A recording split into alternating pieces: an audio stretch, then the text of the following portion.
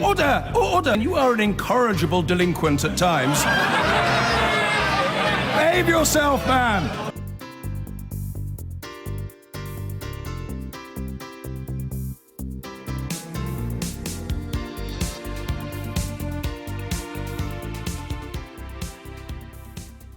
Now, first today, Westminster's agog with speculation this morning that Britain and the EU have pretty much agreed how much the UK should pay the EU to meet ongoing post-Brexit obligations, thereby allowing the Brexit talks to move on to a future trade arrangement in the new year. The actual sum is still a bit vague, with some reports saying it's as high as 60 billion euros, or is that pounds? Or as low as 45 billion euros or pounds. Some newspapers this morning are a bit unclear either way. Safe to say, it'll probably be at least double the 20 billion quid Mrs May offered in her Florence speech. Here's Lizzie with the details. Thanks, Andrew. Well, let's start by talking about our annual contribution to the EU. Last year, that was £9.4 billion, or £181 million per week. Now, Theresa May has long said that the days of Britain making vast contributions to the EU every year will end. But the British government has said in future it may want to make smaller annual payments to participate in EU agencies such as Euratom.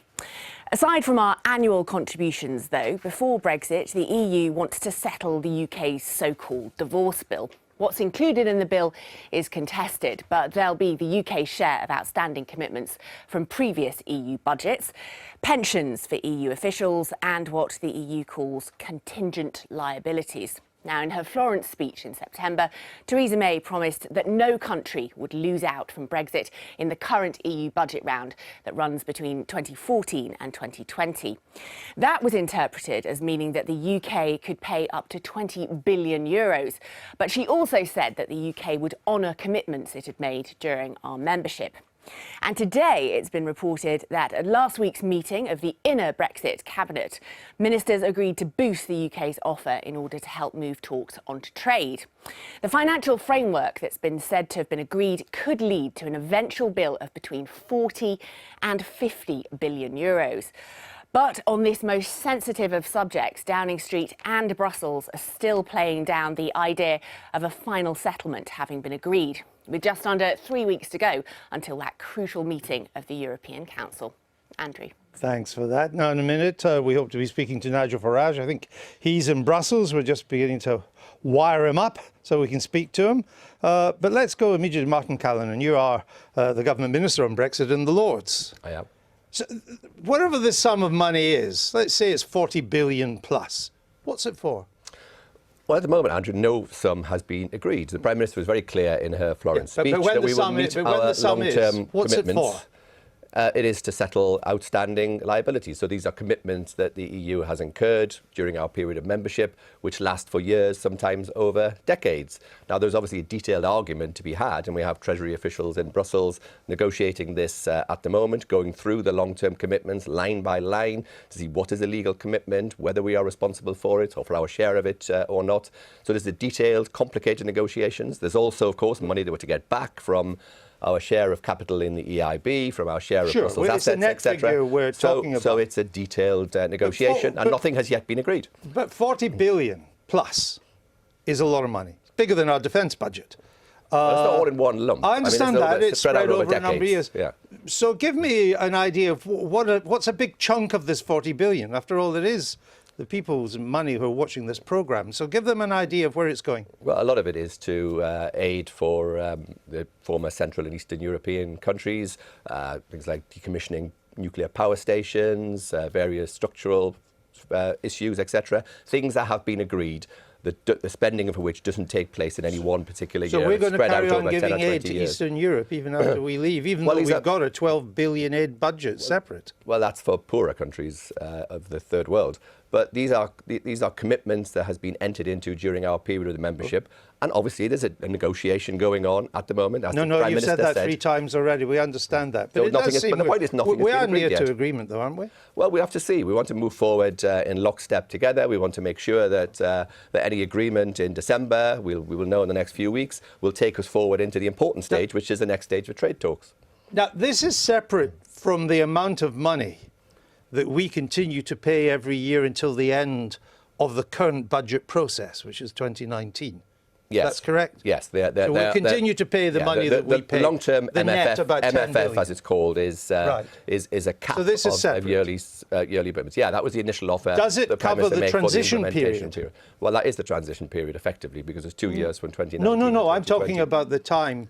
The current budget process ends 2019, the same year as we're coming out. It doesn't. It ends in 2020. Well, it's 2019-20. But there's then a transition period that the government wants to negotiate as well. Does this sum of money we're talking about cover the transition period? Well, the transition period is still to be negotiated, of course. That's what we want to get on to talk about. But I think it's expected that we will meet our budget liabilities during the transition period. Yeah, that was in the first phase of the Florence speech. So this is an addition then, the 40 billion or wherever it is that's been talked about, is an addition to continuing to pay our budget obligations and to paying the budget during a transition period. If that is what is agreed in the talks that we haven't had yet. But we want to talk about a transition period. It's very important that we get on to talk about transition period. No, but there will be a cost on the transition period, and it's not covered by the sums of money talked about today, correct? Well, I think the Prime Minister said in her speech in Florence that we would meet our obligations during the transition period, yeah. So, what I'm trying to establish is that we will carry on the Minister for this, so it's quite important that we get this right. We carry on paying our budget, our membership fee, up until we leave. We then have a transition period of perhaps a couple of years, and then we pay our ongoing obligations. So the point I'm trying to establish is it's 40 billion or whatever, plus the transition period obligations. No, part of our ongoing long-term commitments will, of course, transpire during the period of our remaining membership and our transition period. And that will be covered under the yearly commitments, payments that are agreed as part of the ongoing normal EU budget process. Sorry, it's a very complicated... Well, it is, but it's never really been spelled out for. We'll have to pay another 20 billion in membership fees until it expires, net, 10 billion or so a year. We're then Depending talking on what about is agreed this for the 40 transition billion, period. And we've got the transition period. But some of that, if that is what is agreed, some of the commitments take place during the remainder of the budget period. They're long-term commitments. So if you're building, I don't know, a bridge or something, and you pay a certain amount per year over the next 10 years, clearly some of that will fall within our remaining membership period and our transition period. All right, let's go to Nigel Farage now, who's joined us. Then I'll come back to the studio in London, obviously. Nigel Farage, it looks like it's 40 billion pounds or euros plus over a number of years. Isn't that a price worth paying to meet our obligations and get to the end game you've always wanted, which is out of the EU?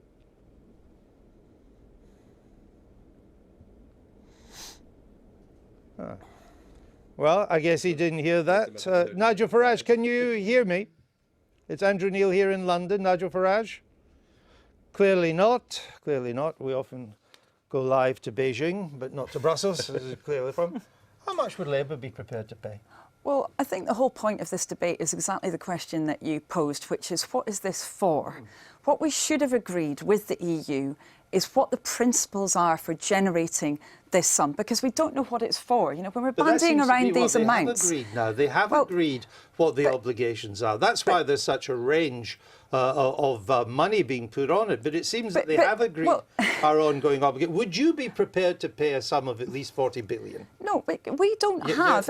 We don't have information about what this is for. You said they've agreed, but they've not told anybody else. They haven't told the public. They haven't told Parliament. So how can we make an assessment about whether this is right or not? If it transpires that our ongoing obligations of the kind that Martin Callanan outlined, if it transpires that they total over 10, 20 years, 40 billion or so, would you be prepared to pay that? Well, we can't make a judgment until we know what is in those commitments. And that is the problem with this whole debate. We've said from the very start, we wanted the government to negotiate openly with the Commission about which commitments they were going to want to fund. Now, actually, for example, around Euratom, initially, the government said it didn't want to be part of Euratom. Now they seem to have changed on that. We need to know what they're actually saying we should be spending on. Do you think we should meet our ongoing commitments to regional development in Eastern Europe? Well, we want to be a responsible country in the world. So we want other yes countries to think that we are. So that would mean potentially looking at some of those areas. So you would do but that? We don't. Do well, you but we think don't we know should what the continue other... to meet our pension obligations to the EU? Well, we don't know under what terms we're being asked to look at that kind of thing, and that is the whole problem. To be fair, we can talk about raw figures until the cows come home, but until we know...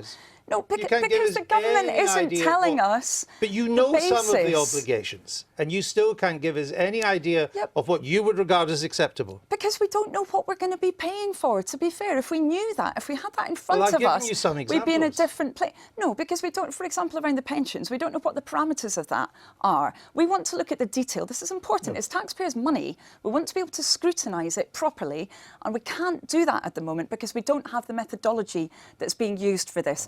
And we've been very consistent about that. We said that from the very start. You've been consistent in not giving us any idea of what it would cost. Let me go back to Nigel Farage in Brussels. Nigel Farage, can you hear me now? Yes, I can. Excellent. Second time lucky. So my question to you was, it looks like we're talking about 40 billion plus in pounds or euros. It's going to be over a long period of time. It's going to meet some of our ongoing obligations even after we leave. Isn't that a sum worth paying to reach the end game you've always wanted, which is to get out? Well, the first thing to say is we voted to leave and we want a clean break, not a relationship that could go on for possibly decades, certainly in the case of pensions. And secondly, even if we'd been offered tariff-free access to the single market in return, which at this stage we haven't, but even if we had been offered that, it is not worth nearly 50 billion sterling. No deal is better than a bad deal, and this is a very bad deal indeed. But how do you know that, since most business is terrified at the idea of no deal, of crashing out? Well, they would rather have a deal. Look, there are lots of different voices of business, and yes, I understand the big corporates, always defend the European Union structure, but I'm reminded they were the same people that thought joining the euro was a good idea. They're also the people that provide most of our exports, and they're worried that if we crash out, to use the terminology, that it will harm their ability to export. That's legitimate, is it not? Look, doing this will avoid that. Do you know something? With no deal and with tariffs being put on British manufacturers, the movement of sterling against the euro every month is bigger than the percentage we pay in tariffs. And just look at the amount of business America does, China does with the European Union on World Trade Organization rules. The other big thing here is we keep obsessing about our trade relationship with Europe. Look, 85% of the global economy is outside the Eurozone, and another reason for a very, very clean, quick break is to start opening ourselves up to other trade deals. Of course. 45% of our exports go to the EU. How much of America's exports go to the EU? Yeah, these are smaller amounts, but hey, these are growing markets. How much and it's smaller? Still $300 billion how much worth smaller, every Nigel Farage? $300 billion worth every single year the Americans sell into the European single market without having a trade deal of any kind whatsoever. It's about $1 in 10, whereas for us it's almost 1 in 2. It's much more important, isn't it, to us? Well, I tell you what, you could look at this the other way around and say that 80% of the entire British economy is not involved in overseas trade of any kind at all. And yet, if we sign up to a transition deal, we're still going to be bound by the rules for the single market. There are lots of advantages to breaking out of this. OK, well, just finally, what's happened? None of your Tory Eurosceptic friends are saying anything like this. They seem, by and large, to be content to go along with it. Well, why is that? Well, they've got their big chance. In a few minutes, it's Prime Minister's questions, and I'm hoping somebody on the backbenches stands up and says, we did not vote to pay more money to the European Union. We voted to stop paying money, and that this number is unacceptable to the British public. They've got their chance. All right. Well, we've already heard from some Eurosceptics like Ian Duncan-Smith, who seem reasonably content, but I'm not one to put people off watching PMQs, so no doubt our viewers will follow your rallying cry. Nigel Farage, thank you very much for joining us from Brussels. Martin Callanan, when the Prime Minister spoke in Florence, she said that we were coming to the end of making, quote, vast contributions to the EU.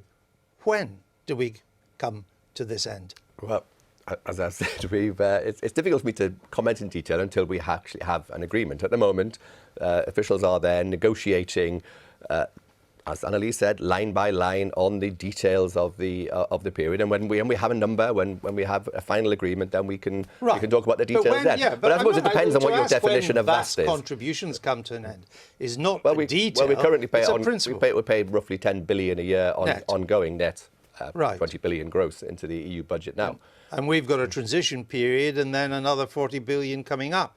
Over many years, possibly even decades. But it's likely to be front-loaded. So when do the vast contributions come to an end? It depends on what your definition of vast is, Andrew, doesn't it? All right, well, at least 10 billion a year. Well, it's impossible to say at the moment until we have an agreement on the exact amount and going through the details line by line. Vast contributions is not mine. And you keep on referring us to the Florence speech. And yet when we ask about the Florence speech, what does it mean? You can't tell us. Depends on what the definition of vast is. Well, what do you think the Prime Minister meant? We'll be paying less than we'd be paying for our current contributions. Well, when the Prime Minister said vast, what did she mean? It means that we will agree a deal which will provide certainty into the long term, and our payments will be tapering off over the longer term to eventually zero. Well, that's the first time I've heard vast described like that, but never mind. So you don't want to put any kind of figure on it at all. You won't even talk about what would be right. Can I just clarify then other parts of Labour's position? Is it Labour's position we should remain in the customs union? Yeah, sorry on that. On the first bit of your question, we do absolutely want clarity about what this sum is composed, and that is what we're not getting, unfortunately, from government. All right, well, around the customs union. Do you think we should be in the customs union? So we have said very clearly we want all options to be open to the government. We think they've wrongly said they don't want to stay in a customs union. They don't want to stay in the single market. If you had the option of staying in the customs union, would you take it?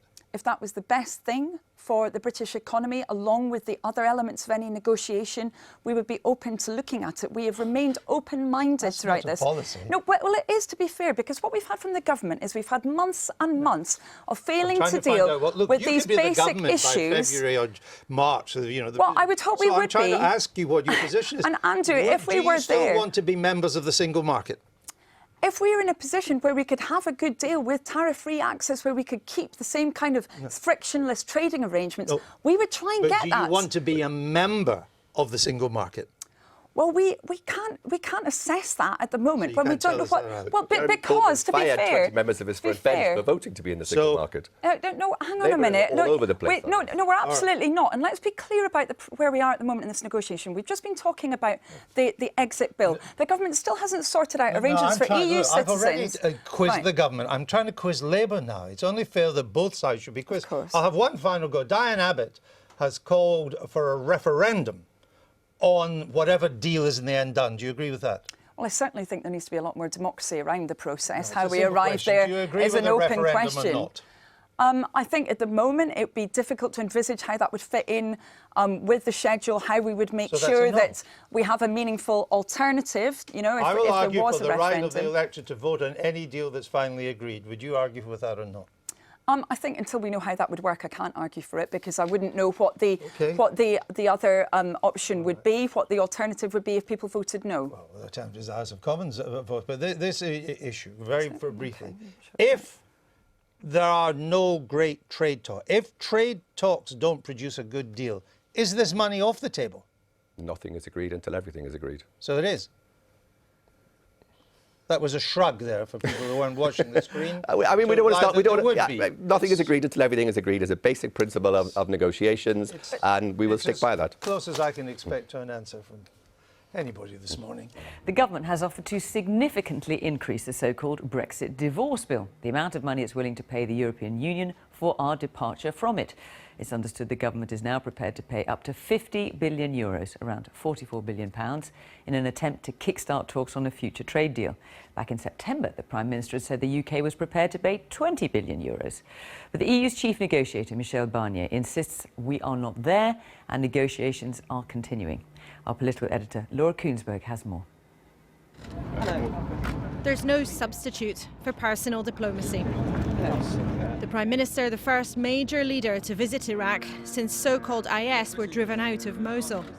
Thousands of miles away, dealings between Westminster and Brussels mean a broad offer to settle the UK's accounts has been hypothetically agreed. We are still in negotiations with the European Union, And I'm very clear that I want us to move together onto the next stage. Of course, we're working in the lead up to the December European Council. I want to see us able to move on to the trade talks and the security talks, but it means us moving together. Surely a bill of around 40 to 50 billion euros is too much for Brexiteers who promised we'd get money back. Well, after months of haggling and handshakes and, frankly, changes of heart, the Cabinet is pretty much on board. Prime Minister is going to go forward to the December European Council with, I think, a very fair offer, and what we want to see is progress towards the second phase of the negotiations. We've been waiting for this for a long time, 18 months or so. Now's the moment to get the ship off the rocks and move it forwards. The hopes that with more hypothetical cash on the table, talks about trade can start next month. Do you think the Brexit divorce bill is too large?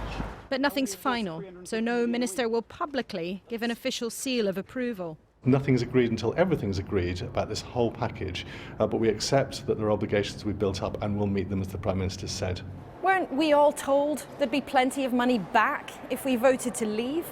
Well, it seems the EU has won the argument that the bill to settle our accounts runs well into the tens of billions, whether paying for long-term projects we've already signed up to or the pensions of Brussels staff in years to come.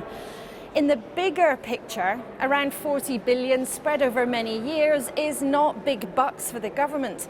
So the anger you might have expected in there didn't really explode.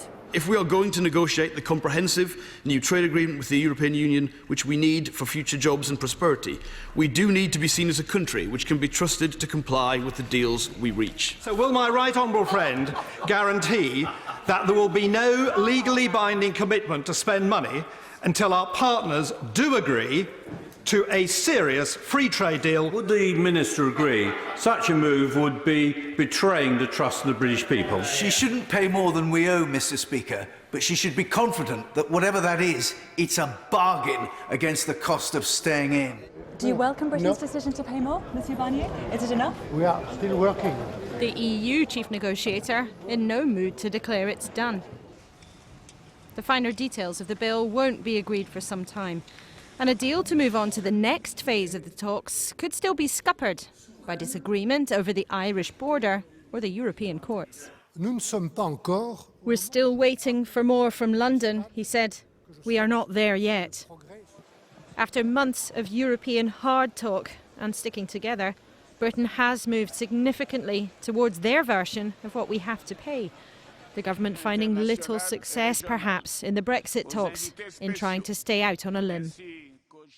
So, Laura, this 50 billion euros, how likely is it that that is the final tally, given that we're unlikely ever to know the final tally? Well, Fiona, officials still are frankly, metaphorically out there with their calculators haggling over particular sums and the many different items that make up this proposed final bill. And nobody is suggesting that we've reached the end of this process. What we know is that a broad range has been agreed somewhere in the region of between 40 and 50 billion, and 50 billion euros, as far as the UK's government is concerned, is absolutely at the top end. People have said to me they're pretty confident they'll be able to get it under that. But we also can't be sure exactly what the end total will be, because the UK government's pretty firm. We'll only pay out that kind of sum over many years when we know what we'll get in return. And also, lots of these payments aren't quite predictable. There are things like pensions in here, long-term loans that have been paid out to other European countries. So we cannot, at this point, be forensically clear about all of the details. What we can be clear on is that there is a broad understanding that should, in theory, make it easier for the vital summit next month to move on to the next phase of this whole saga. Well, talking of that, which is, of course, getting the trade talks started, there's still the rather thorny issue of the Ireland border to be resolved. And that is still a huge problem. And it's a problem because the very point of being in the European Union is that across country borders, goods, people, trucks and families can move around wherever they want. Once the UK and Northern Ireland are out of the European Union, what happens to those borders, things on either side of the Irish border? Now, the Irish government wants a cast iron guarantee from Britain that there is no way a hard border would be put in between the two countries. The UK government says, of course, that's not what anybody wants. The Foreign Secretary has even said it is unthinkable. But while all these negotiations are up in the air, the UK government will not make that cast iron guarantee that Ireland says it is after. But with a few days to go till the real crunch here, there is such a lot of bravado on all sides in these negotiations. And there are some hints that both sides might be prepared to budge a little bit. But there's no question this one issue could still scupper the talks. OK, Laura at Westminster, thank you. There is still no certainty tonight over the Brexit divorce bill, despite reports that the Cabinet has reached broad agreement on a settlement.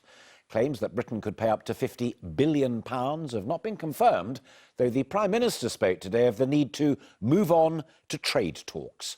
But Europe's negotiators say work still needs to be done. More from our political correspondent, Romilly Weeks. The bill for getting out of the EU has been rising steadily. Initially, £18 billion was the figure mooted. Then the Cabinet agreed to double that. Now it's thought the final sum we pay could top £45 billion. Although that was not a figure the Prime Minister on her trip to the Middle East was prepared to confirm. This is about a process of negotiation. We need to move together. We want to ensure that the EU and the United Kingdom can go forward into those trade talks, both recognising the importance of those talks for the future relationship, and not just for the UK, but for the EU as well. Back home, there was fury on the Labour benches at the lack of transparency over the bill. They've gone from go whistle to where do we sign? In a week where the government still won't fully publish the Brexit impact assessment papers to this House, we're now hearing rumours, Mr. Speaker, that Parliament and the public may never be told the full amount. It's a long journey from the £350 million dividend that was promised during the referendum, but the government will put up with a rocky ride at home if the money eases the way to trade talks. So is that the way the wind is blowing in Brussels? Not according to Brexit coordinator Guy Verhofstadt. On the role of the European Court of Justice, he writes, "It's with great concern that we note the negotiations in this respect are stalled and even some progress reversed. And on Ireland, the UK must make a clear commitment there is no hardening of the border on the island of Ireland and there's no diminishing of the rights of people in Northern Ireland." A position that Ireland's foreign minister reinforced. We can't essentially allow phase 2 to open and allow Ireland to simply jump into the dark here, not knowing where we're going to land. I'm afraid the border issues and the relationships on the island of Ireland are just too important and too sensitive politically for that. On Monday, the Prime Minister will head to Brussels for the crunch meeting with European Commission President Jean-Claude Juncker. She's put more money on the table, but it's not even clear that that will be enough. Romilly Weeks, ITV News, Westminster. Britain's Brexit divorce bill could be almost £50 billion. Theresa May insisted today that negotiations are still going on, but it looks like that's what Britain could promise to pay the EU in order to move the talks on to the crucial question of future trading arrangements. The pressure is on for a deal to be struck by early next week, and Mrs May is due to meet the President of the European Commission, Jean-Claude Juncker, in Brussels on Monday. Our political editor Gary Gibbon reports. As news of the UK formally upping the divorce bill swirled around Europe, the Prime Minister was visiting UK troops in Iraq. She was refusing to be drawn on exactly how much money the government had told Brussels it was ready to hand over. Is £50 billion about the right number for where you're willing to go to on ongoing commitments into the future? No, this is about a process of negotiation, of identifying those commitments and negotiating into the future. Cabinet ministers insist the deal is for an extra £20 billion on top of the £20 billion already agreed for a 2-year transition phase, and no more than that. But sources in Brussels insist they're expecting billions more than that to come into their accounts over many years. Leading campaigners in Vote Leave argue that the sums involved are small fry, besides the savings Britain will make over the years as it stops its £10 billion or so annual net contribution to the EU. But new outgoings weren't the slogans painted on their campaign bus. example, what we always said during the referendum campaign was we wanted to leave on good terms, we wanted a good trading partnership for the future. We think that's in everyone's interest. Yes, I don't think that was quite spelling out the money, was it? And how much we'd have to pay to leave. You didn't do that. Well, the issue around money is that on leaving the European Union, we will cease to be the second biggest funder of the European Union. And inevitably, in the transition period, you build some obligations you want to fulfill. Inevitably, you didn't talk about it. You gave speeches. I've just been looking through all of them. You don't mention it at all anywhere. That there would be a great big fat bill and we would be paying money, actually quite a lot of money, for quite a lot of years. We've never suggested that we would walk away from our obligations.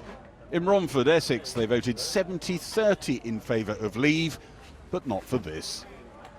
I might give them a like token couple of quid, like, you know what I mean? But it's bad negotiations if you're going to pay all that. She won't give a direct decision about how much we're going to give them, but I read it about 50 billion. I didn't want to go in it in the first place, you know, so Ted Heath and that, so... Oh, you'll get me loud. I don't know. No, I'd still vote out, but I don't agree with them paying all that money. Those views were echoed by some pro-Brexit MPs in the Commons today. But senior pro-Brexit cabinet ministers have recently combined forces with pro-Brexit newspapers, deciding that extra money probably is needed if the talks in Brussels are to move on to the next phase.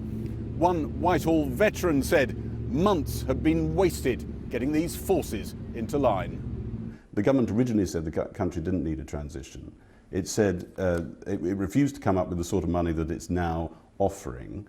And all of that has led to a delay and anxiety in industry and some people, some concerns, pressing the button and already looking at moving some of their employment across the channel. This is a complex negotiation that we've been going through over a period of 6 months. We've made very good progress in that time. We've made good progress on the issue, for example, of European citizens' rights. And if we vote leave on June the 23rd, we can take back control of £350 million a week.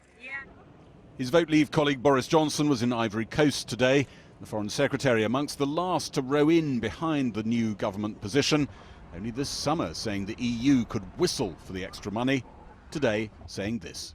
We're hoping very much that the offer that the Prime Minister is able to make at that council will be one that guarantees sufficient progress. I think that that's what everybody around the table, all the 27 plus us, really want to achieve. Now's the time to get this show on the road. Let's get the serious talks underway.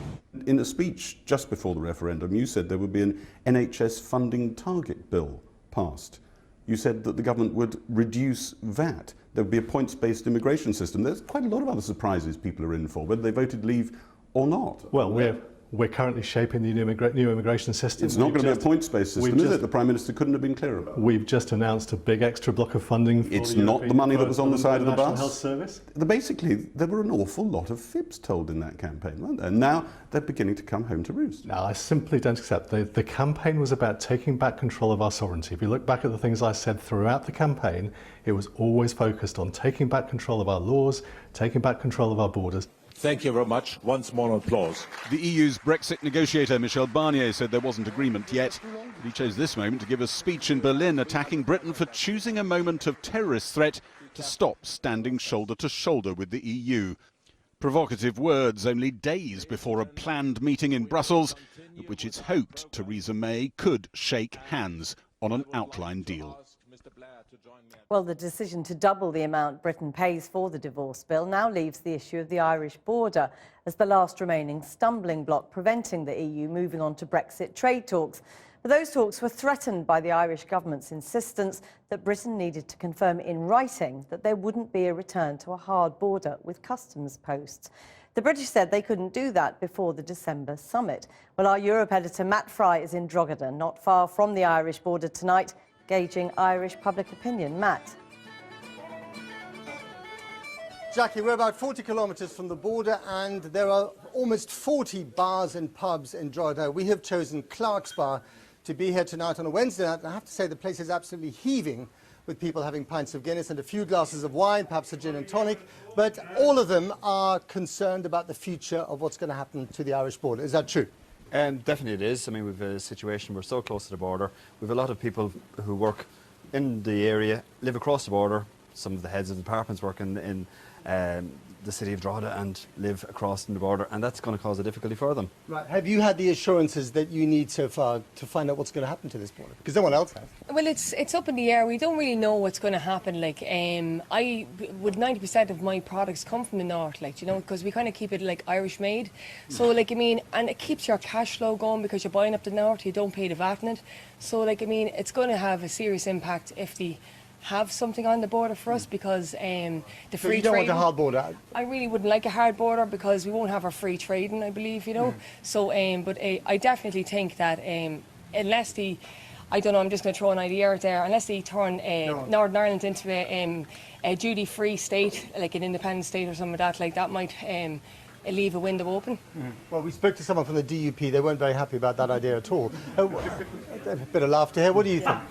Well, certainly for me, I'm in the retail business. I think for our sector, the likelihood is it would be beneficial to us. Having said that, the British have been great neighbours for us. They've been our best customers, they've been our best employers in many cases, particularly in the difficult days of the 70s and that.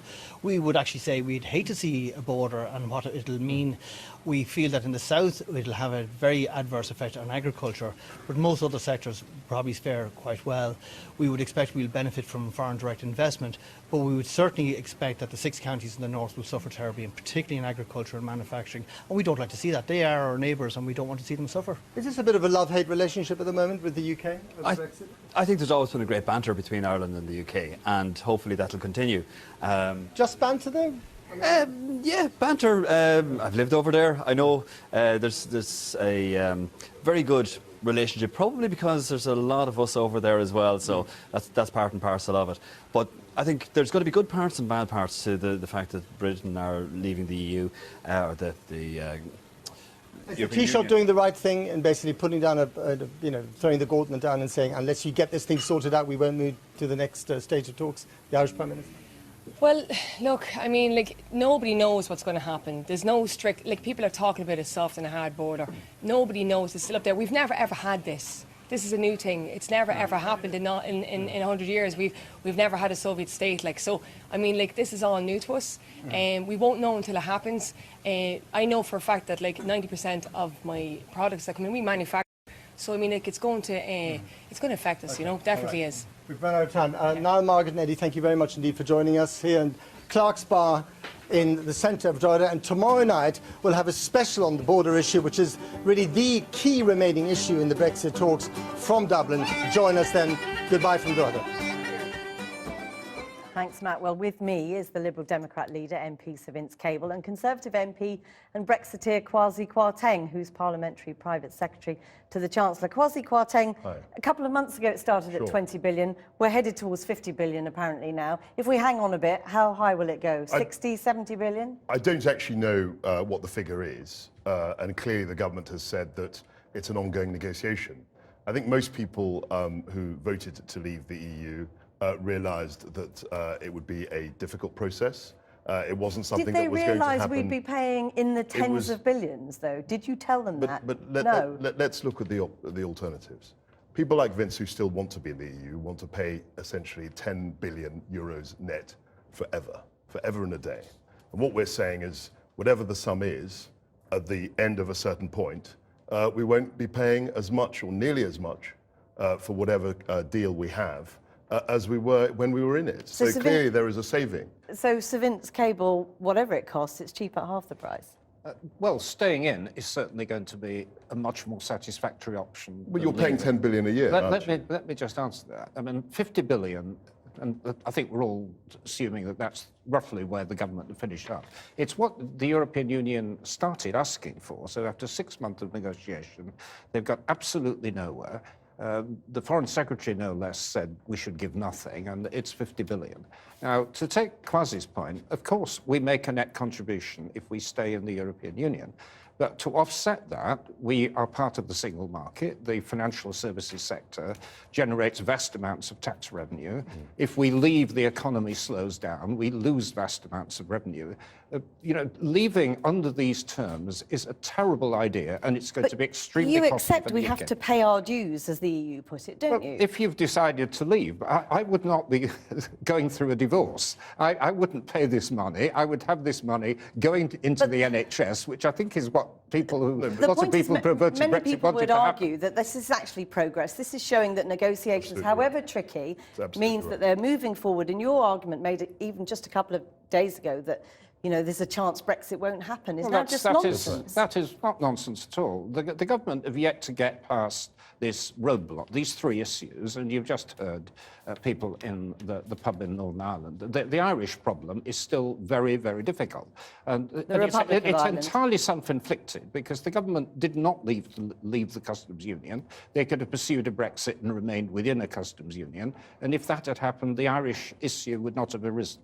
We have to get past that problem. When they've got through the roadblocks, including this money, if the Europeans accept it, they've then got to negotiate a trade agreement. We have no idea what they're going to negotiate, if it's even remotely satisfactory. The problem is none of this looks like the UK has the upper hand here, does it? Well, look, we all know that this is going to be a complicated negotiation. We also know that once we leave, we will not be paying the amounts that we're paying already. So the difference between Vince and I is that I voted to leave the EU, we voted as a country to leave the EU, and we're delivering on that mandate. Vince actually has been quite honest. He actually has said that he wants to reverse the process. He wants to get back into the EU. I don't think that there will ever be a majority for when that, you frankly. talk about honesty, I mean, you have no honest answer to this issue about the Irish border. What I've said, which could jeopardise the whole process. What the Taoiseach said was that we should write a letter saying we're committed to a soft border and we don't want a hard border. Now, it would be foolish for any government to write a cast iron guarantee on that basis before the negotiations even started, before we even know but they won't what the move trade. forward without it. Well, I think that where we want to be is obviously, as the people in the clip suggested, is having a reasonably soft border. But we can't guarantee that ahead of the actual negotiation and ahead of the what the final deal is with respect to trade. I mean, what does a reasonably soft border look like? Well, I think it's, as the lady in the clip said, for 100 years we've had a relatively harmonious, I mean, there have been ups and downs, but in terms of trade, we've had a very good relationship. You have a border or you don't have a border. You can't have a reasonably soft border. This is, we're dealing with a very, very sensitive situation. You know, visceral feelings on both sides of the border, a history of conflict which has been stopped. And this is potentially going to be reopened as a result of a totally unnecessary problem. Do you realistically see this issue about the Irish border derailing the process? Potentially it could. The Irish government are very clear. They're being supported by the rest of the European Union. I don't want it to fail on that issue because I don't want the really? You don't want Irish. it to fail? I don't want the Irish problem to be reopened. But the government can solve this problem in one of two very simple ways. Very quickly. One of is by not leaving the customs union, so the problem does arise, or alternatively having a customs union within the island of Ireland. Kwasi Kwarteng, I'm sorry, we've no time to come back to you. So Vince Cable, both of you, thanks very much.